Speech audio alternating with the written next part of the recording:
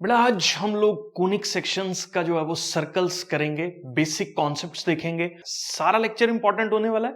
Pen copy निकाल लीजिए, सब कुछ जो है वो हम लोग नोट करने वाले हैं। ठीक है, तो ये एक सर्कल है। सर्कल बेसिकली अगर डेफिनेशन की हम लोग बात करें तो सर्कल एक लोकस है, एक ऐसे पॉइंट P का जिसका डिस्टेंस एक पॉइंट से जो है वो फिक्स्ड है हमेशा। जैसे फॉर एग्जांपल इस फिक्स्ड डिस्टेंस को हम लोग यहां पे जो है वो O बोल देते हैं, और O जो है वो हम लोगों के पास क्या है, एक सेंटर है किसी भी सर्कल का। और ये कोई पॉइंट P है जो मूव कर रहा है सर्कल के ऊपर। तो P पॉइंट जो है वो कोई जनरल पॉइंट है जो कि सर्कल के ऊपर जो है वो हम लोगों के पास मूव कर रहा है। तो locus of a point which is equidistant, ऐसा पॉइंट P जो हमेशा इक्विडिस्टेंट है। जैसे मान लो अगर मैं यहां पे बात करूं, ये पॉइंट P अगर यहां रीच आउट कर रहा है तो भी इसका डिस्टेंस जो है वो फिक्स्ड है। इस पर्टिकुलर जगह पे रीच आउट कर रहा है तो भी डिस्टेंस फिक्स्ड है। इस पर्टिकुलर जगह पे रीच आउट कर रहा है ये पॉइंट तो भी इसका डिस्टेंस सेंटर से जो है वो फिक्स्ड है। तो ऐसे सारे पॉइंट्स को मिला दो तो जो एक फिगर ड्रॉ हो रही है उसको हम लोग जो है वो सर्कल बोल रहे हैं। तो circle is a locus of a point which is equidistant from a fixed point.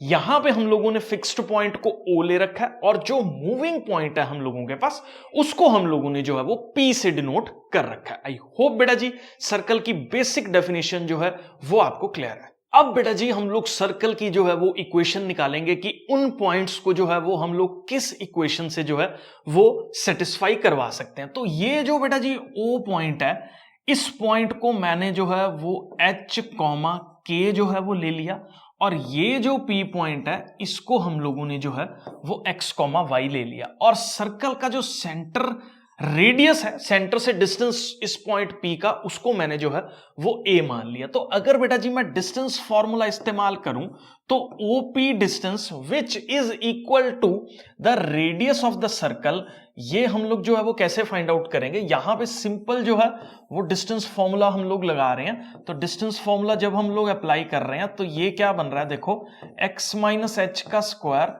Plus साथ में हम लोगों के पास क्या बन रहा है y माइनस के का स्क्वायर का under root is the OP distance, and this particular distance is equal to a। और ये डिस्टेंस जो है वो हम लोगों के पास a के बराबर है। अगर मैं यहां पे बेटा जी स्क्वायरिंग बोथ साइड्स कर दूं तो यहां पे देखो हम लोगों के पास क्या आने वाला है, ये हो जाएगा हम लोगों के पास x माइनस एच का स्क्वायर प्लस हम लोगों के पास y माइनस के का square, that is equal to squaring करेंगे तो राइट हैंड साइड पे जो ये a लिख रहे हैं इसका भी हम लोगों के पास स्क्वायर जो है वो होने वाला है। अब इसको खोलो बेटा जी, ये बनेगा x square minus 2hx plus हम लोगों के पास क्या बनेगा h स्क्वायर, प्लस सिमिलरली मैं y वाली टर्म खोल रहा हूं y square minus 2ky plus हम लोगों के पास क्या बन रहा है k स्क्वायर, और इस पर्टिकुलर की वैल्यू यहां पे हम लोगों के पास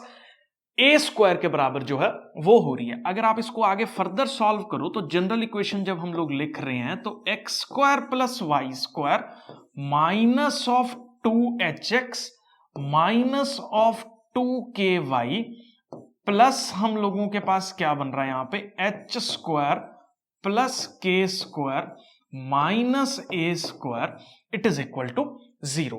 अब इसी को मैं एक जनरल फॉर्म के अंदर जो है वो यहां पे आपको लिख के दिखा रहा हूं। अब ये जो माइनस एच है फॉर्मूला के अंदर, इसको मैं एक नई टर्म से रिप्लेस कर रहा हूं विच इज जी, और जो हम लोगों के पास माइनस के है इसके अंदर, इसको मैं रिप्लेस कर रहा हूं फॉर्मूला के अंदर किस से, एफ से, ताकि मैं एक जनरल स्टैंडर्ड इक्वेशन जो है वो सर्कल की फाइंड आउट कर सकूं। तो यहां पे देखो बेटा जी क्या बनेगा, x square plus y square plus यहां पे क्या होगा 2gx प्लस यहां पे क्या होगा 2fy प्लस यहां पे हम लोग इस पर्टिकुलर को जो है वो क्या लिख रहे हैं c, it is equal to 0। अब ये जो है वो हम लोगों के पास एक स्टैंडर्ड इक्वेशन जो है वो सर्कल की है। अब ये पर्टिकुलर सर्कल जो यहां पे हमने जिसकी स्टैंडर्ड इक्वेशन निकाली है, इस पर्टिकुलर सर्कल के अगर मैं सेंटर की बात करूं तो इस पर्टिकुलर सर्कल का जो सेंटर होगा that is equal to minus g comma minus f. क्यों? क्योंकि इसका सेंटर जो है वो यहां पे h कॉमा k है and h is equal to minus g and k is equal to minus f. तो सेंटर हो गया हम लोगों के पास minus g comma minus f. आपको मुझे लगता है ये शायद समझ में आ गया हो कि h कॉमा k को मैंने एक नया वेरिएबल जो है वो g से रिप्लेस किया माइनस h को, तो h की वैल्यू हम लोगों के पास क्या हो जाएगी यहां पे माइनस जी कॉमा जो है वो हम लोगों के पास क्या हो जाएगा माइनस एफ जो है वो हो जाएगा। तो अगर ये मेरे पास एक स्टैंडर्ड इक्वेशन है किसी भी सर्कल की, तो हम लोगों के पास माइनस जी और माइनस एफ जो है वो इस पर्टिकुलर स्टैंडर्ड इक्वेशन का जो है वो सेंटर होने वाला है। अब क्वेश्चन ये आता है कि इस पर्टिकुलर इक्वेशन का रेडियस जो है वो हम लोग किस तरीके से निकालेंगे। अब यहां पे ना एक चीज आप नोटिस करो कि एच स्क्वायर प्लस के स्क्वायर माइनस ए स्क्वायर को मैंने यहां पे किससे रिप्लेस किया, सी से रिप्लेस किया। तो मैं ना इसको यहां पे लिख के बता रहा हूं आपको। हम लोगों ने क्या किया था, H square plus F square minus ए स्क्वायर को हम लोगों ने जो है वो किससे रिप्लेस किया, सी से रिप्लेस किया। तो A square can be written as यहां पे क्या H square plus F square minus C and A can be written as under root of क्या H square plus F square minus C. तो this particular ए, इसको हम लोग जो है वो क्या बोल देते हैं, सर्कल का रेडियस जो है वो बोल देते हैं। तो अब इसको अगर आप ध्यान से देखो कि अगर मेरे पास ये कोई स्टैंडर्ड इक्वेशन गिवन है, कौन सी standard equation, x square plus y square plus 2gx plus 2fy plus c is equal to 0। तो इस पर्टिकुलर इक्वेशन का जो हम लोगों के पास सेंटर होगा, हम लोग ऑलरेडी डिस्कस कर चुके हैं, that centre will be minus g comma minus f and radius will be, तो इस पर्टिकुलर का रेडियस जो है वो क्या होगा, जी स्क्वायर प्लस साथ में एफ स्क्वायर माइनस सी का under root will be the radius of this particular standard equation of the circle. अब इस सर्कल की इक्वेशन की जो खासियत है ना, वो हम लोगों के पास यहां पे ये है कि जो कोएफिशिएंट है, किस चीज का कोएफिशिएंट ले लो, चाहे आप एक्स स्क्वायर का कोएफिशिएंट ले लो, चाहे आप वाई स्क्वायर का कोएफिशिएंट ले लो, पहली चीज यहां पे ये है कि इन दोनों का कोएफिशिएंट जो है वो हम लोगों के पास इक्वल है, और इस पर्टिकुलर जगह पे हम लोगों के पास जो है वो कोएफिशिएंट की वैल्यू किसके बराबर है, 1 के बराबर है। अगर इन दोनों एक्स स्क्वायर और वाई स्क्वायर का कोएफिशिएंट इक्वल ना हो तो इसका मतलब ये सर्कल की इक्वेशन को रिप्रेजेंट जो है वो नहीं कर रहा। तो बहुत ज्यादा बेसिक एक हम लोगों के पास पहचान किसी भी सर्कल की इक्वेशन की वो यहां पे ये हो जाती है कि जो मेरे पास स्टैंडर्ड इक्वेशन ऑफ सर्कल है, यहां पे x square Y square 2gx 2fy और c, इस स्टैंडर्ड इक्वेशन ऑफ सर्कल के अंदर एक्स स्क्वायर का coefficient should be equal to the coefficient of y square, और हम लोगों के पास ये नहीं है तो वो सर्कल जो है वो नहीं होगा। ये चीज आपको जो है वो अपने दिमाग में बिठा लेनी है। तो बेटा जी ये स्टैंडर्ड इक्वेशन करके जो है वो अपने पास नोट कर लो, ये हम लोगों के पास इस पर्टिकुलर स्टैंडर्ड इक्वेशन का रेडियस जो सेंटर जो है वो हो गया, और यहां पे इस पर्टिकुलर स्टैंडर्ड इक्वेशन का रेडियस जो है वो हम लोगों ने लिख दिया। मैं अज्यूम करके चल रहा हूं ये पर्टिकुलर बेसिक जिसके अंदर हम लोगों ने स्टैंडर्ड इक्वेशन ऑफ सर्कल जो है वो निकाली है, क्या उसका सेंटर है, किस तरीके से जो है वो रेडियस का फॉर्मूला है, ये सारा कुछ आपको क्लियर है। अब बेटा मैं बहुत ज्यादा एक बेसिक क्वेश्चन सेट डिस्कस करूंगा ताकि आपके सारे फंडे जो भी हम लोगों ने अभी जो है वो डिस्कस किए हैं वो सारे के सारे क्लियर हो जाए। तो मैं एक पहला स्टैंडर्ड क्वेश्चन जो है वो ले रहा हूं। मैं एक सर्कल जनरल जो है वो एज्यूम कर रहा हूं ताकि जो है वो आपको समझ में आ जाए। एक कोई सर्कल है जिसका सेंटर हम लोगों के पास जो है वो गिवन है 2,3, और इस सर्कल का जो रेडियस हम लोगों के पास गिवन है वो मान लीजिए कितना गिवन है, 2 गिवन है, और इस पर्टिकुलर सर्कल की इक्वेशन जो है वो आपको निकालनी है। सबसे पहले जो है वो एक बेसिक ड्रॉ जो है वो आप अपने दिमाग में कर लो कि ये जो है वो सेंटर है और रेडियस की वैल्यू जो है वो हम लोगों के पास कितनी गिवन है, 2 के बराबर गिवन है।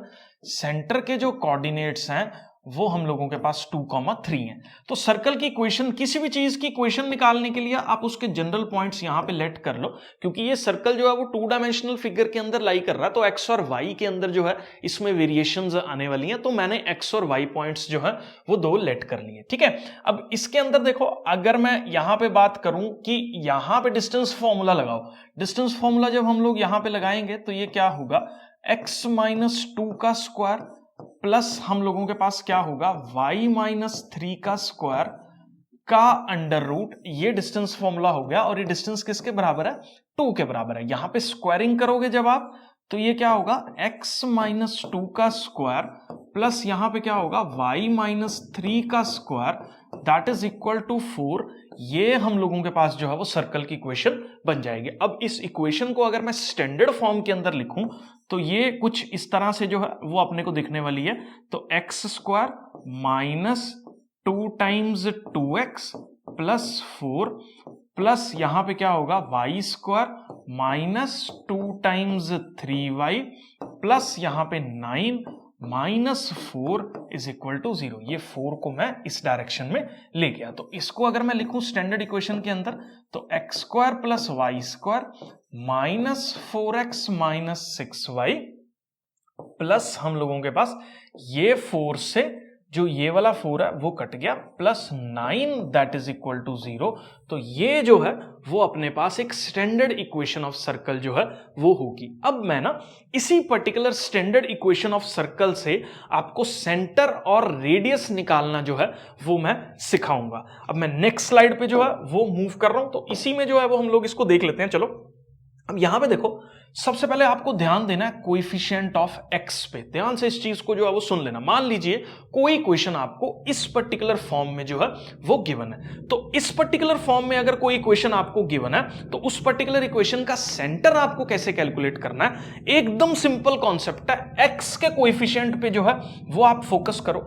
जो एक्स का कोएफिशिएंट है, यहां पे हम लोगों के पास एक्स का कोएफिशिएंट आ रहा है -4, और ये किसका कोएफिशिएंट आ रहा है, हम लोगों के पास एक्स का, और हम लोगों के पास जो y का कोएफिशिएंट आ रहा है वो इस पर्टिकुलर जगह पे कितना आ रहा है, -6 आ रहा है। पहला काम क्या करना है, x के कोएफिशिएंट का हाफ कर दो और उसको जो है वो नेगेटिव से मल्टीप्लाई कर दो। सिमिलरली y के कोएफिशिएंट का हाफ कर दो और उसको जो है वो नेगेटिव से मल्टीप्लाई कर दो। तो यहां पे हाफ करोगे तो -2 it will be equal to +2, यहां पे हाफ करोगे तो -3 it will be equal to क्या हो गया हमारे पास, +3।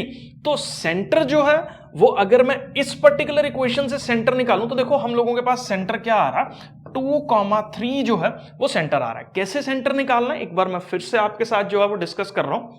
जो एक्स का कोएफिशिएंट है उस कोएफिशिएंट का हाफ करके नेगेटिव कर दो। यहां पे हाफ करोगे तो -2 का नेगेटिव विल बी +2। तो ऐसे ही y का जो कोएफिशिएंट है उस कोएफिशिएंट का हाफ करके जो है वो उसका नेगेटिव कर दो। तो हाफ करोगे जब तो -3 और उसका नेगेटिव करोगे तो +3। तो centre will be equal to हम लोगों के पास किसके बराबर हो जाएगा, 2,3 के बराबर जो है वो सेंटर हो जाएगा।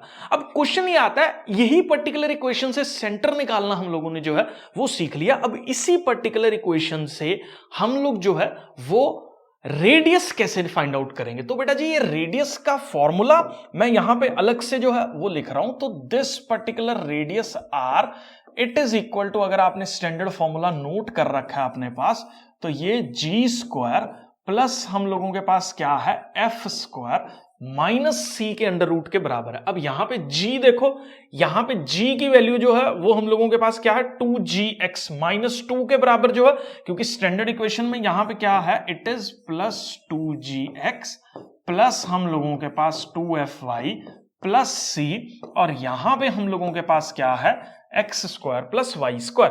इसको अगर कंपेयर करो तो यहां पे g की वैल्यू इज यहां पे किसके बराबर है, -2 का स्क्वायर, क्योंकि g का स्क्वायर आपको जो है वो करना है। उसके बाद f किसके बराबर है, यहां पे प्लस में -3 का स्क्वायर जो है उसके बराबर है, और c जो है वो इस पर्टिकुलर इक्वेशन में 9 के बराबर है। तो -9 का जो है वो अंडर रूट कर दो। तो इसको अगर आप सॉल्व करोगे तो ये जो है वो होगा 4 + 9 -9 का अंडर रूट, ये 9 से 9 कटेगा, तो radius will be equal to 2। तो मैंने आपको सेंटर और रेडियस से इक्वेशन निकालनी सिखा दी इस पर्टिकुलर एग्जाम्पल के साथ, और इक्वेशन से जो है वो कैसे सेंटर और रेडियस निकालने हैं वो भी जो है वो हम लोगों ने अपने पास डिस्कस कर लिया। मैं जूम करके चल रहा हूं बेटा जी, ये सारा कॉन्सेप्ट जो है वो आपको क्लियर है।